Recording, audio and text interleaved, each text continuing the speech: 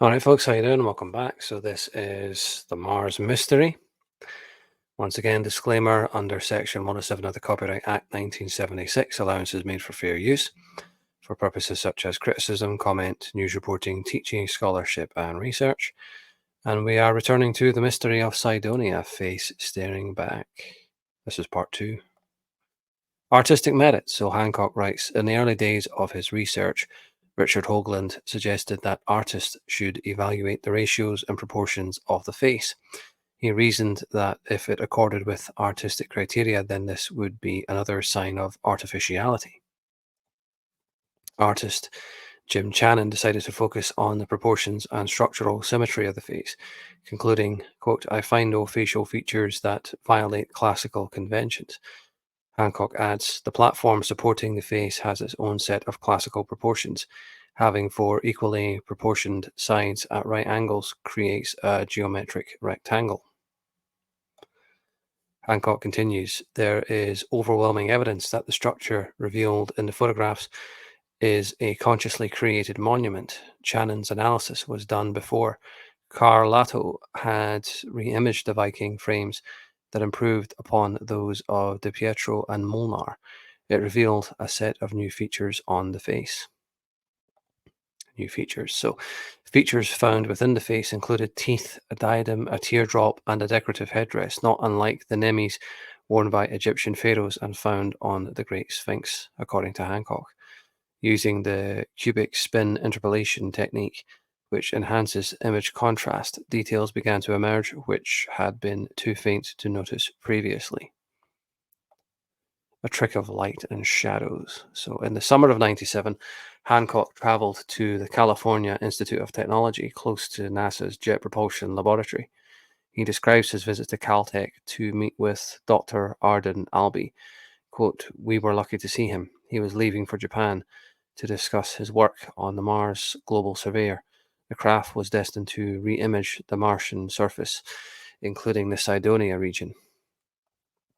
Hancock writes, Dr. Albee is a busy man, and we were grateful for his time.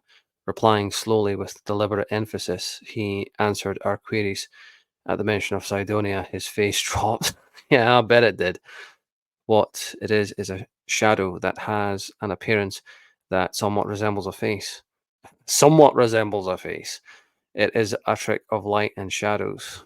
Yeah, right, okay.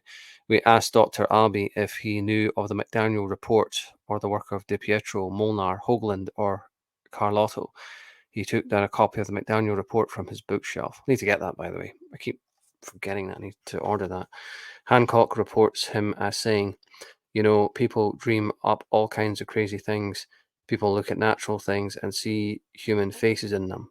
It's a natural phenomenon. It goes back to prehistory.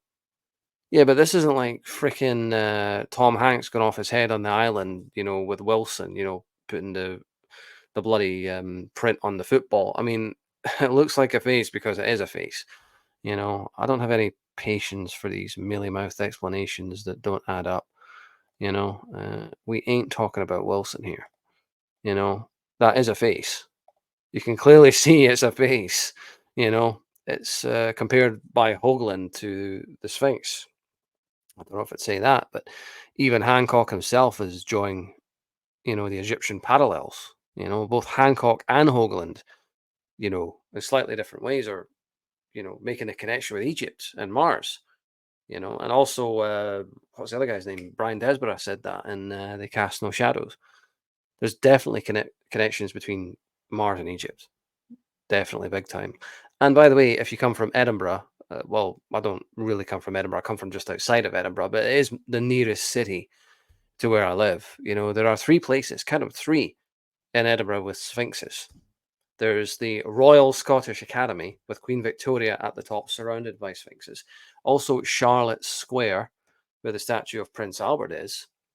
Where the official residence of the First Minister, number 6 Bute House, that has sphinxes on the end of the building as well. And the other one is at the back of Parliament Square, where the law offices are. At the back of St Giles Cathedral. So that's three places in Edinburgh that have sphinxes.